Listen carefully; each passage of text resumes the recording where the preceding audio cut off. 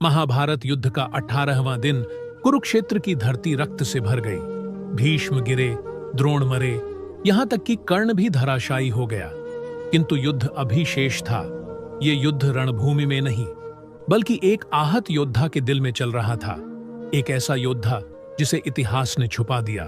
उस रात शिविर के भीतर उस योद्धा ने जो किया, वो महाभारत का सबसे भयानक अध्याय था।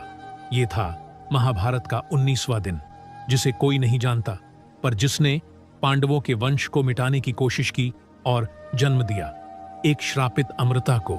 ये योद्धा कोई और नहीं, बल्कि द्रोण पुत्र अश्वत्थामा था। मित्रों, आज की वीडियो में जानिए अश्वत्थामा के रक्त रंजित प्रतिशोध की कहानी, जिसे ग्रंथों ने सौप्तिक पर्व कहा, पर हम कहते हैं महाभारत का सबसे खतरनाक दिन। महाभारत का युद्ध समाप्त हो गया था। धर्म की जीत और अधर्म हार चुका था। शिविरों में शांत वातावरण था, पर एक योद्धा था जो शांति से भरा नहीं था। वो चुप था, लेकिन उसके भीतर युद्ध की ज्वाला धधक रही थी। उसका नाम था अश्वत्थामा, गुरु द्रोणाचार्य का पुत्र, अत्यंत बलशाली परंतु भावनाओं में बंधा हुआ योद्धा। अश्वत्थामा, जिसने अपने पिता को युद्ध भूमि में छल से मरते देखा था, वो छल जो स्वयं भगवान श्री कृष्ण और धर्मराज कहे जाने वाले युधिष्ठिर ने किया था। अश्वत्थामा के मन में शांति नहीं थी। वो बार बार सोच रहा था कि जब मेरे पिता को झूठ बोलकर मारा गया, तो इस युद्ध में धर्म की जीत कैसे हुई। फिर आई वो 18वें दिन की रात। दुर्योधन मृत्युशैया पर पड़ा था। अश्वत्थामा, कृपाचार्य और कृतवर्मा, ये तीनों योद्धा उसके अंतिम दर्शन के लिए गए। दुर्योधन की आंखों में आंसू थे। दुर्योधन ने अश्वत्थामा से कहा, हम हार गए अश्वत्थामा, हमारा वंश समाप्त हो गया, मेरे सभी भाई मारे गए। कृष्ण के छल का सहारा लेकर भीम ने गदा से मेरी जंघा तोड़ी, पर हे मित्र, क्या धर्म ने जीत पाई? अश्वत्थामा के हृदय में ज्वालामुखी फूट पड़ा और उसने प्रतिज्ञा ली कि मैं पांडवों को नहीं, उनके वंश को समाप्त करूंगा। मैं रक्त से कुरुक्षेत्र को फिर रंग दूंगा। योजना बनी और तीनों योद्धा रात के अंधकार में पांडवों के शिविर की ओर चले। वहां शांति थी। भीम, अर्जुन, युधिष्ठिर, नकुल और सहदेव सभी दूसरी ओर विश्राम कर रहे थे। शिविर में उपस्थित थे द्रौपदी के 5 पुत्र, पांडवों की सेना के सेनापति धृष्टद्युम्न, शिखंडी, युयुत्सु और अन्य योद्धा। रात्रि के अंधेरे में अश्वत्थामा ने शिविर में प्रवेश किया। अश्वत्थामा ने सबसे पहले धृष्टद्युम्न को घसीटते हुए नींद से उठाया। धृष्टद्युम्न ने संघर्ष किया, पर अश्वत्थामा ने उसकी गर्दन घुटनों से दबाकर तोड़ दी। उसके बाद अश्वत्थामा ने शिखंडी को मारा। एक एक करके वो सभी को मारता गया। अंत में अश्वत्थामा द्रौपदी के 5 पुत्र, जो गहरी नींद में सोए हुए थे, उनके शिविर में पहुंचा। अश्वत्थामा ने एक क्षण के लिए ठहराव महसूस किया, पर अगले ही क्षण प्रतिशोध की आग ने दया को जला दिया। अश्वत्थामा ने द्रौपदी के 5 पुत्रों को तलवार से काट डाला। भोर होने पर जब पांडव और द्रौपदी शिविर लौटे, तो शिविर में चारों ओर शव पड़े थे। उन शवों के बीच सबसे क्रूर दृश्य था द्रौपदी के 5 पुत्रों के शव, जो नींद में ही मार दिए गए थे। द्रौपदी ने जब अपने पुत्रों की रक्त से सनी लाशें देखी, तो वो चीख उठी। चीखते हुए द्रौपदी ने युधिष्ठिर से कहा, हे धर्मराज, ये कैसी विजय है? आखिर मेरे पुत्रों का क्या दोष था?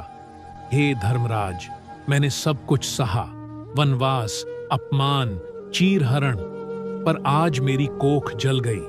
मुझे कोई सिंहासन नहीं चाहिए, मुझे न्याय चाहिए। अश्वत्थामा रात्रिकालीन नरसंहार के बाद एक आश्रम में जा छुपा था। वह जानता था कि अर्जुन और कृष्ण अब उसकी खोज में होंगे, पर उसे इस बात का गर्व था कि वह प्रतिशोध ले चुका है। उसे नहीं पता था कि उसकी यह घृणा उसे इतिहास का सबसे क्रूर अमर श्राप दिलाने वाली है। अर्जुन और कृष्ण जब अश्वत्थामा के पास पहुंचे, तो उसने उनसे युद्ध न करते हुए सीधा ब्रह्मास्त्र चला दिया। यह देख अर्जुन चौंक गया, पर कृष्ण के इशारे पर उसने भी ब्रह्मास्त्र छोड़ा। 2 ब्रह्मास्त्र आकाश में टकराने लगे। कृष्ण गरजे, दोनों ब्रह्मास्त्र को वापस लो, यह पृथ्वी का विनाश कर देगा। अर्जुन ने शांत चित्त होकर अपना अस्त्र वापस ले लिया, पर अश्वत्थामा का मन शांत नहीं था। वह हारना नहीं चाहता था। उसने अपना ब्रह्मास्त्र वापस नहीं लिया, बल्कि उसे उत्तरा के गर्भ में पल रहे अभिमन्यु के पुत्र की ओर मोड़ दिया। कृष्ण ने जब यह देखा तो उनका धैर्य समाप्त हो गया। कृष्ण ने भीम से कहा, जाओ भीम, अश्वत्थामा के माथे से वो दिव्य मणि निकाल लो। वह मणि जो अश्वत्थामा को ऊर्जा और अजेयता प्रदान करता था। भगवान का क्रोध यही नहीं रुका और उन्होंने अश्वत्थामा को श्राप दिया, हे अश्वत्थामा, तुझे इस जीवन से बड़ा प्रेम है ना, तो सुन, तू अमर रहेगा, न तुझे मृत्यु मिलेगी न शांति।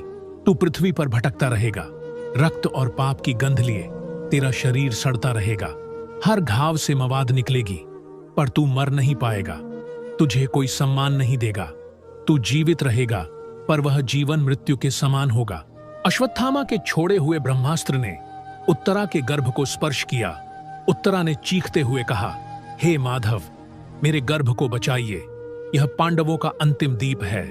कृष्ण दौड़े, उन्होंने अपना करकमल उत्तरा की नाभि पर रखा, नेत्र बंद किए, जीवन की लौ बची और ब्रह्मास्त्र की अग्नि वापस लौट गई।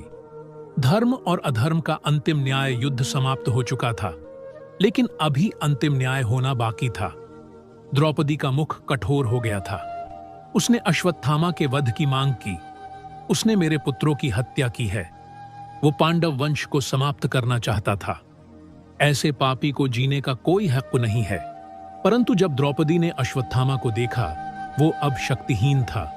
मणि छीन चुकी थी, चेहरा काला पड़ चुका था। उसने अश्वत्थामा को देखकर कहा, मुझे अपने पुत्रों का शव देखकर पीड़ा हुई, पर मैं नहीं चाहती कि गुरुपुत्र की माता को भी वही पीड़ा मिले। मैं नहीं चाहती कि कोई और मां मेरी तरह रोए। इसे जीवित छोड़ दो, पर ऐसा कि वह जीवन भर मृत्यु मांगता रहे। अश्वत्थामा अब अकेला था। वह किसी आश्रम, किसी तीर्थ, किसी जंगल में नहीं रुकता। कहते हैं उसकी देह पर घाव कभी नहीं भरते। उसका चेहरा समय से भी बूढ़ा हो चुका है, पर आंखें वही हैं जिन्होंने महाभारत के अंतिम नरसंहार को देखा। भारत के अनेक क्षेत्रों में मान्यता है कि अश्वत्थामा आज भी जीवित है।